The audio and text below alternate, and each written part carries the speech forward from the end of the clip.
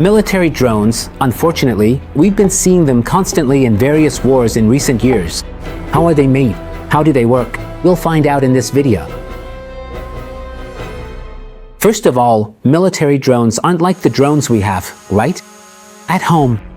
They're not small. These drones are actually pretty big, even several meters long. They're remotely controlled, almost always, by operators who can even be on the other side of the world. And we'll see that in a bit. How does the piloting system actually work, and what are they used for? They're used for surveillance, gathering information, and unfortunately also for launching missiles, with pinpoint accuracy for that matter. In recent times, they've revolutionized the way wars are fought, even allowing countries that don't share borders to engage each other. They can attack each other around the clock, 24/7. In this video, we're focusing on a specific model, the MQ-9 Reaper. The MQ-9 Reaper is one of the first, if not the very first, remotely piloted aircraft, which is the official name for killer drones. It's a drone with so-called hunter-killer capabilities. That is, it's both a hunter and an assassin. This means it doesn't just locate and track a target, but can also eliminate it with precision. It's estimated that some models, even more impressive, can spot car license plates from over 3 kilometers away. How do they do it? Inside the fuselage, in addition to modules like the GPS, there's a sophisticated radar called synthetic aperture radar, or SAR technology, known as LNX. This technology actually isn't new. It's a technology that, for example, comes from satellites used to read the morphology of the terrain, so to scan the land, even, imagine, when it's raining or there are clouds. How does it work? We can think of this SAR as a type of advanced technology that is similar to a camera, but instead of using light, it uses electromagnetic waves. Break time equals 0.5s/, so the drone sends electromagnetic pulses toward the ground and analyzes how these waves bounce off buildings, vehicles, and other objects. And from these reflections, it reconstructs very detailed images, which, as I mentioned, can be seen even through clouds, rain, or smoke. The drone's main view isn't the SAR, but rather a high-resolution camera. It's mounted right under the fuselage on a gyroscopic turret. The system is made up of several components. The first is an electro-optical infrared sensor. This means it captures images both in the visible spectrum, like the human eye, and in infrared, so it can detect the heat emitted by objects. Then there's a laser designator that illuminates the target with an invisible beam, and laser-guided weapons, like missiles, can lock onto it. For example, the famous ones. A GM-114 Hellfire, well known among professionals, or paveway bombs, follow that exact point of light all the way to impact. Also, and this is incredible, even if the target is moving. All of this, just imagine, happens at altitude. Even at 15,000 meters, it can reach a top speed between 400 and 480 kilometers per hour. At this point, you might be wondering, okay, but how do you pilot a drone from so far away? How big is this model? About a 20-meter wingspan. So, yeah, it's pretty big. 11 meters long and almost 4 meters tall. Operating it actually requires an entire team. Not on board. There's no one on board.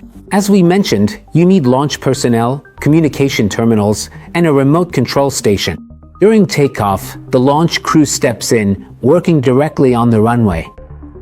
They refuel the aircraft, check the sensors, and handle the initial maneuvers through a line-of-sight connection provided by communication terminals, antennas that ensure, well, thank you, an immediate, lag-free transmission. This type of connection is obviously essential for low-altitude maneuvers.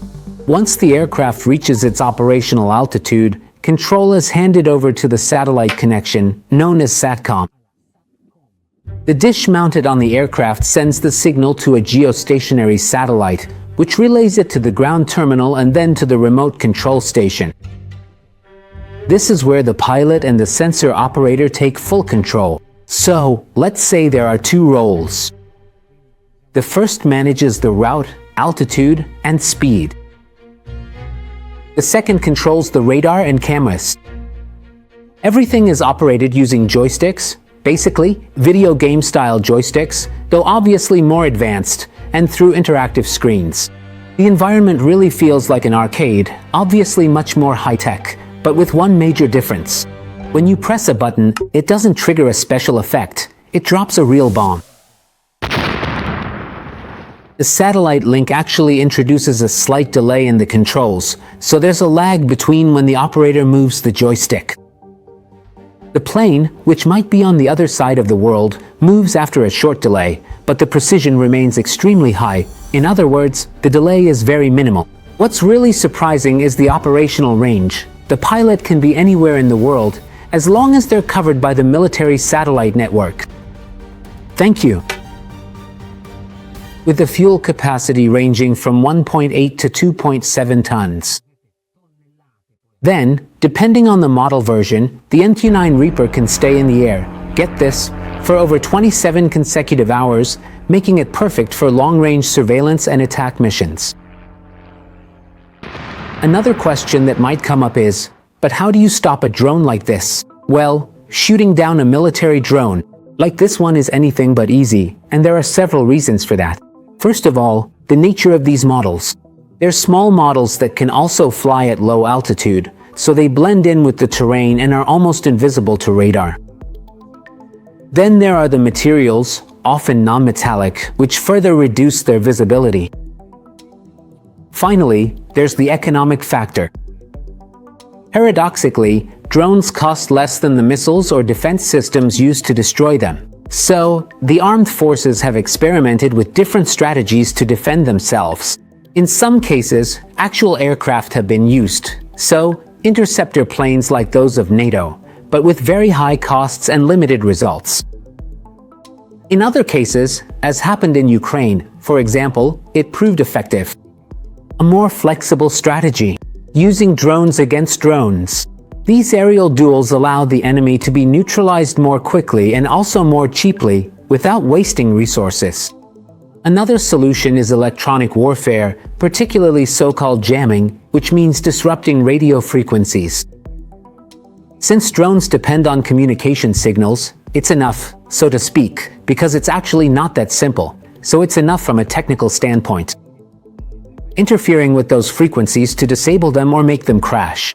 So this alone is enough to solve the problem. Drones? No, not entirely. Because with artificial intelligence, the new models are increasingly autonomous and even capable of making tactical decisions, even without a direct connection to the pilot. Today, in any case, human control from a military standpoint is still essential for crucial decisions, but AI enables forms of cooperation between multiple drones, the so-called swarming.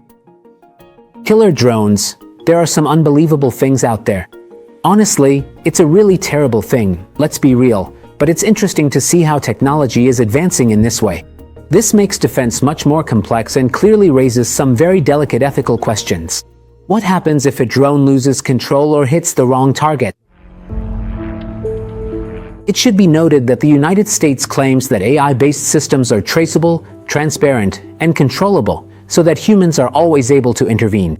Obviously, these are things the United States says, but in my opinion, you still have to take them with a grain of salt, because anything related to the military should be taken with a grain of salt. Why? Because they're making weapons, it's not like they're making ethical or peace treaties. So, in principle, we should also say that military drones supposedly don't operate outside the rules.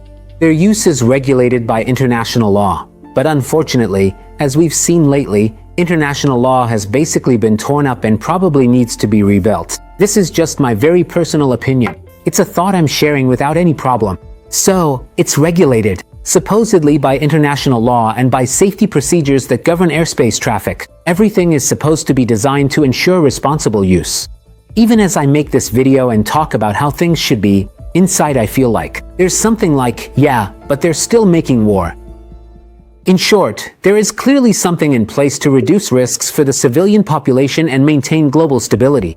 Even though ethical concerns and the fear of escalation are legitimate, obviously there are regulations, and these current regulations help maintain a certain balance between innovation and safety. Because clearly, if innovation were completely open without any limits, it would be a huge problem.